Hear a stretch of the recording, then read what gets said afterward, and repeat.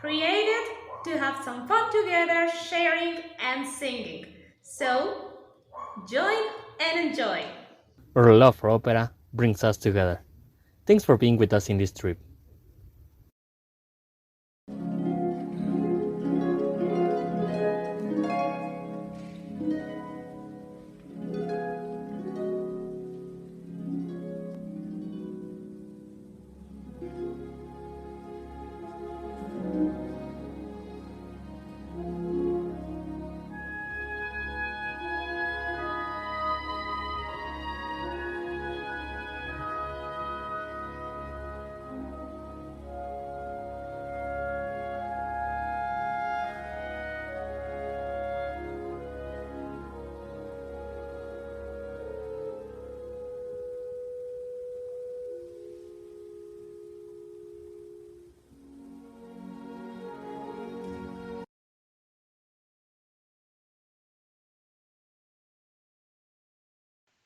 Of course, there was no other way to start this season 10 music that I would take to a desert island.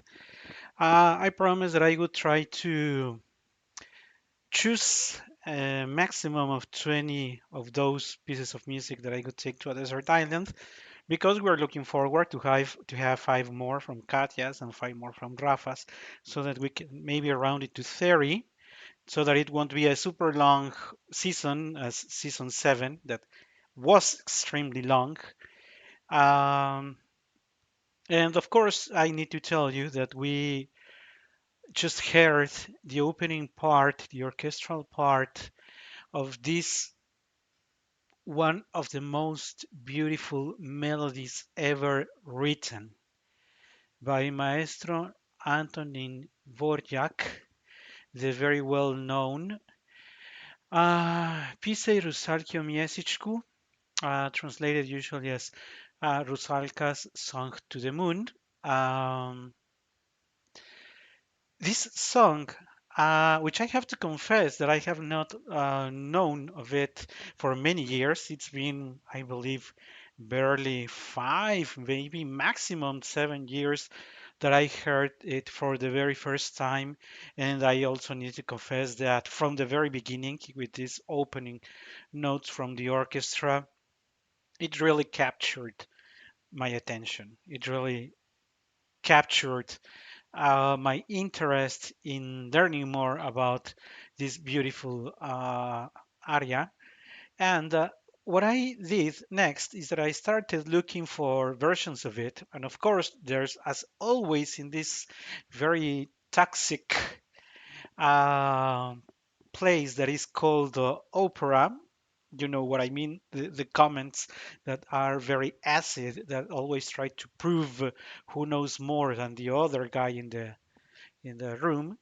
Uh, I have to say that the version that so far I like the most is Frederica von Stade's version live. I think, of course, you know that Frederica von Stade is a mezzo, and this aria is for a soprano, and I will be explaining that shortly. I also know, of course, René Fleming's and Anna Netrebko's, which are maybe the three more known versions of this aria. There are reasons why I lean towards Frederica's and not Anna's and René's version. Not saying that theirs are bad, but saying that I prefer Federica's. I still will be explaining that in a second. But why don't we start first by saying that Rusalka is in a way a fantastic story whose main plot has been taken in a good number of stories and movies. Maybe the one most known is the one taken by Disney, The Little Mermaid, and this story tell is about not a mermaid itself, but the original story is a water nymph who falls in love for a man. Of course, the story of love is here again. And before I forget, let me share with you that we will be sharing parts of this amazing aria, this amazing Rusalka's Song to the Moon, in the voice of Violeta Dávalos, the Mexican soprano who passed away a couple of years now. One of the most wonderful spinto sopranos from Mexico, a very nice person and a very committed professional. Uh, maybe, well, from my perspective, the best Tosca ever in the country. But well, that is a separate conversation. And this is the rehearsal prior to the official performance. And this rehearsal version that we will be listening to is chosen for a number of reasons. One of them is that it is very natural flow. You know, there is not the pressure of you're already on a stage in the official performance. And the other one is that remember that in this digital world, everybody wants to claim they have the rights for anything that is out there. So I'm pretty sure that someone, or maybe the own algorithm of any of the platforms, is going to say that we are using anyone else's version, which could be a complete lie.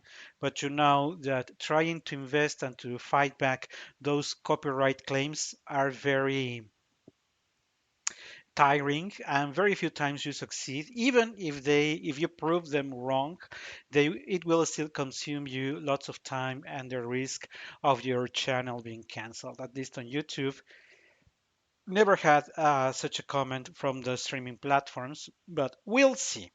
So enough with the talk.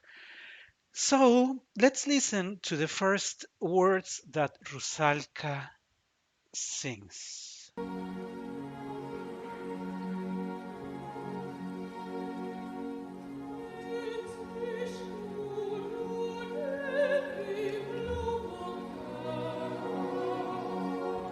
Miesișcu na nievi nubokem moon, you moon that are there in the sky. This song dedicated, or more than dedicated, is a request. Rusalka is requesting the moon, if not for a favor, because that also needs to be explained, at least listen to me. You, dear moon, we will listen later.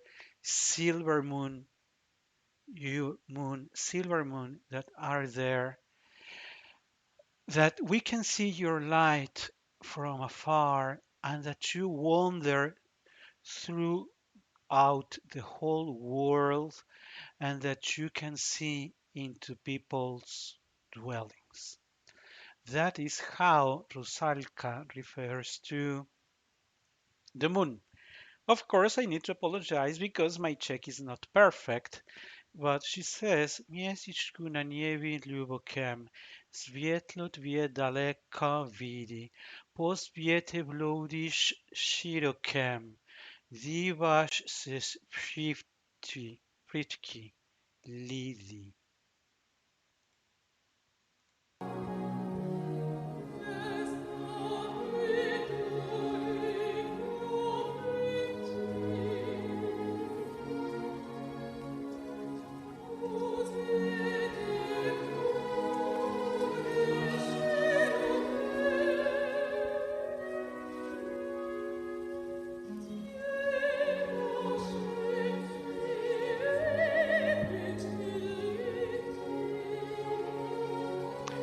There is a repetition here.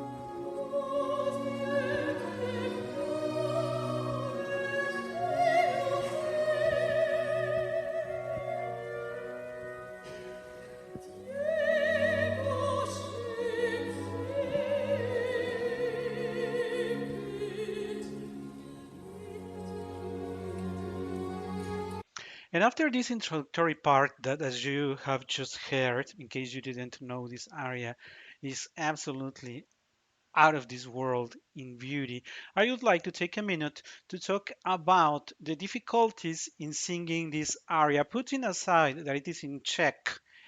There are sopranos who sing it in Czech, there are sopranos who sing it in English, and there are sopranos who even sing it in German, which of course require changes in the lyrics because the other languages will not adjust to what I described or what I translated from the original in Czech. So, putting aside the difficulty of the language, we are about to listen to a very particular tessitura that we described in another episode when we talked about Slavic voices.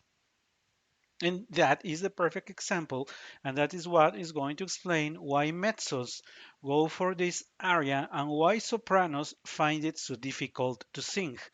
So far, we haven't faced any particular high note. In fact, everything is pretty much in the center of the voice, a little in the low register, and going back to close to the center.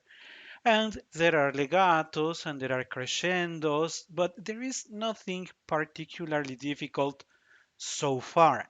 But remember that when we talked about Slavic voices, we talked about how rich they are in the center, still a powerful uh, uh, low voice or the chest notes, and a very and the powerful center in the high notes, not always reaching above the A or the B, but always very solid for over an octave, which makes it ideal for songs like this that are not over 2 octaves, but that require continuous singing, which is very, very tiring for soprano voices.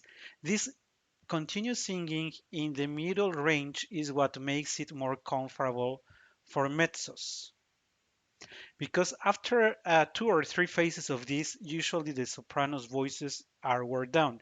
And when they are reaching the peak that we will be seeing shortly, they are already very tired. And that's what I am going to show you shortly. But let's continue talking about the lyrics. The next part, it's going to tell Miesiczku postur chwili ciekni mi cieknik diekich muchmili jechni mu sztwirni miesiczku mezjechach obchima jamie ramię awisja lies poi chwiliczku wspomniel wysnieni na mnie. But Moon, please stop for a moment and tell me where my beloved is. Tell him, Silver Moon, that I am holding his arm, so that he may, at least for a moment, remember me in his dreams. This is exactly what Rusalka is asking the moon to do. Moon, I know that you are busy wandering throughout the whole world and that that you are doing this and that, but please stop for a second and please tell me where my beloved one is. Please, Silver Moon, tell it him that I am holding his arm, and please make him that at least for a moment he has a second to remember me. That's what Rusalka is asking for, and with the music of Maestro Borjak is out of this world.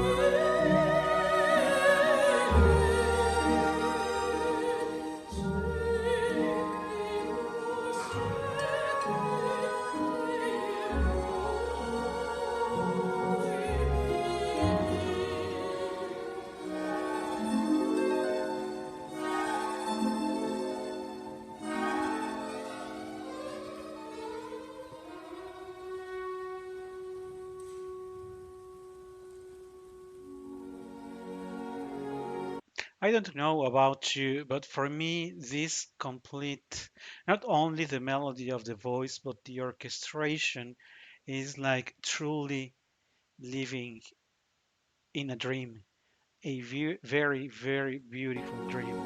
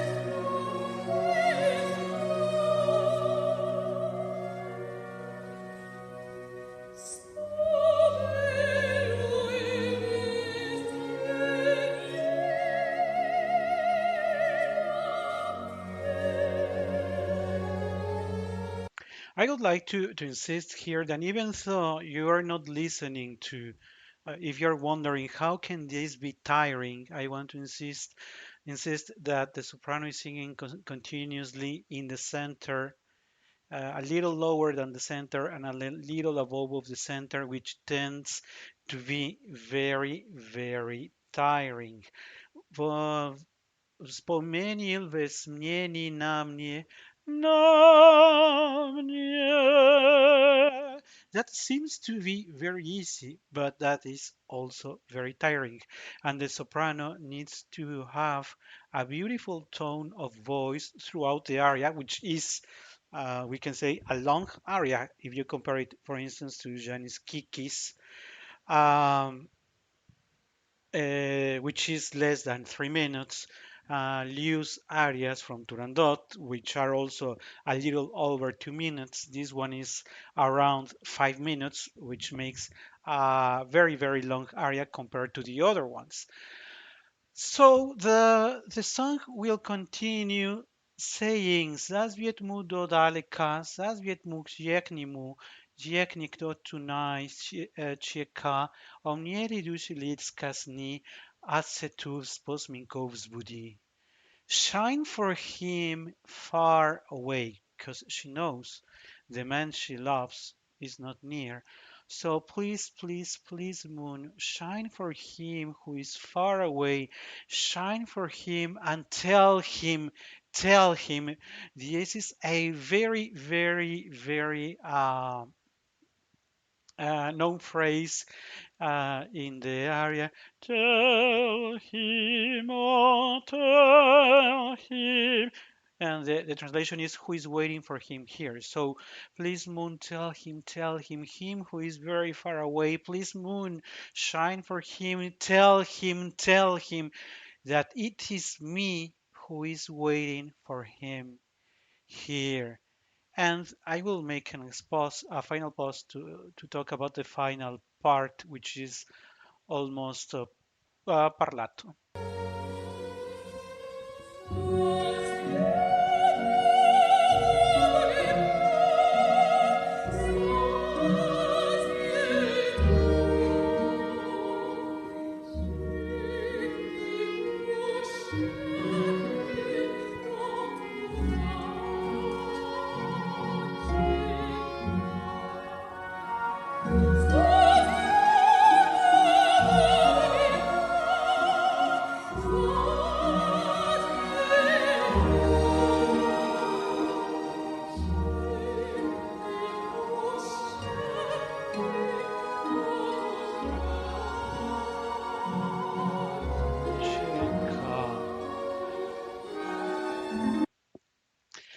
The final part of the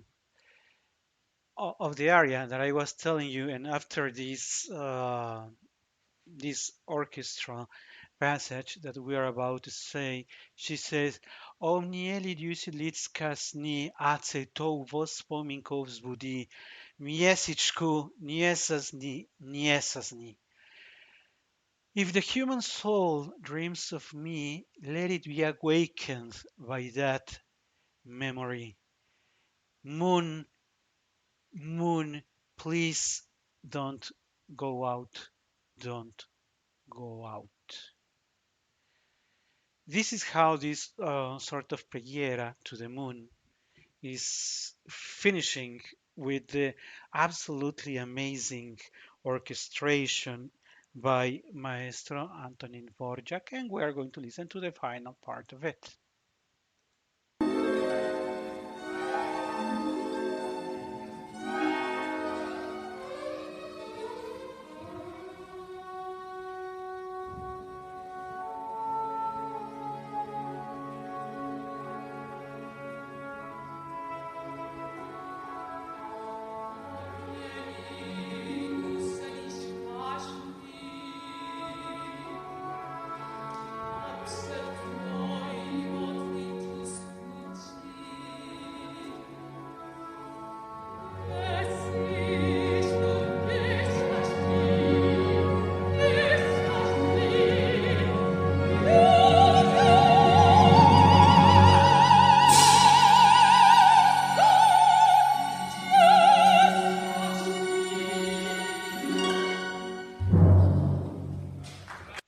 Now let's talk not only about the words that I just shared, but why don't we take a minute to discuss, to share with you on why the final part of this aria is absolutely difficult.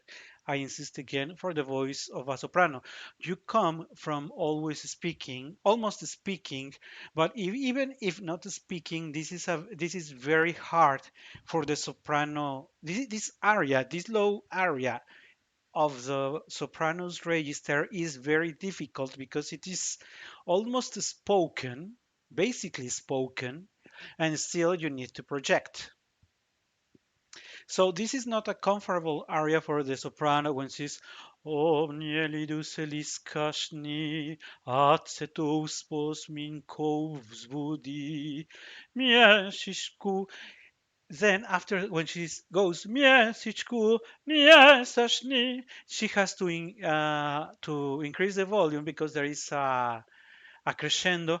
Niesashni, niesashni, and then comes something that it's almost impossible for not only for female but more for female voices to do, and it is that it starts in mie si, it increases the note mie si, and then not only you have increased the note from the first syllable mie she, you have increased, and in the same syllable she, you increased again until, and you sustain it there in the sound is she, e, the e. In English, it is I, but the sound is E. Yes, that increasing in an E is very, very, very difficult. And that's why most sopranos don't do that. They usually do, yes, yes, they usually go, they usually take the primary sounds, the yes, you see, they take the syllable where you increasing tone in the pitch. It's usually wrapped at the same height as sku. So yeah, or they can also say an miesisku nesasni, because that is very difficult, I insist, to do, close to impossible. To start piano, crescendo, reach a forte, increase the notes, sustain, go back to sku, and then wrap up as niesasni. It is also atypical the way it wraps up. You know that there is the way the opera aria is finished. It's usually with a high note. So one would expect with the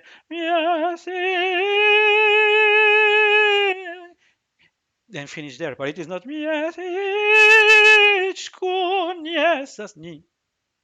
and then the wrap up of the orchestra. That is very atypical, but that is also very, very nice. I could rewind a little so that you can notice the final part as I explained, and you can do that comparison as many times as you want by listening to the different versions of other singers and notice that nobody really does what is actually written.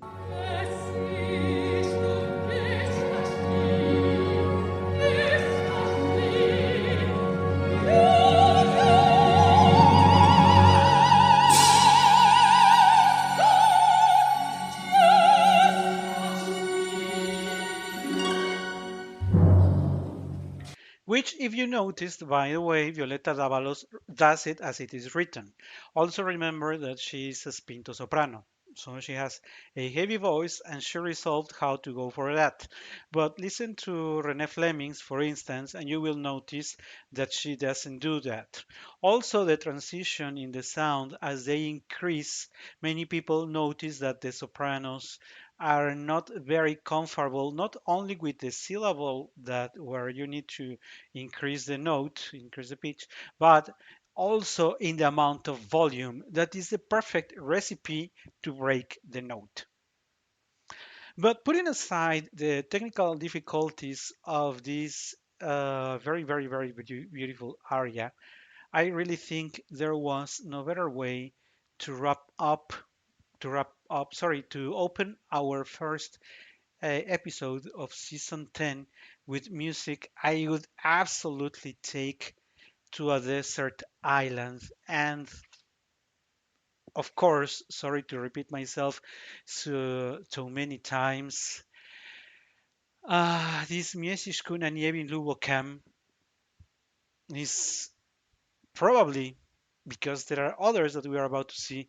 If not the most beautiful aria for a soprano that I have ever heard, it's yes, one of my top five arias for a soprano. You can follow our channel for the latest updates and more content. Opera We Love Singing, in just one word. Link in the description of the episode.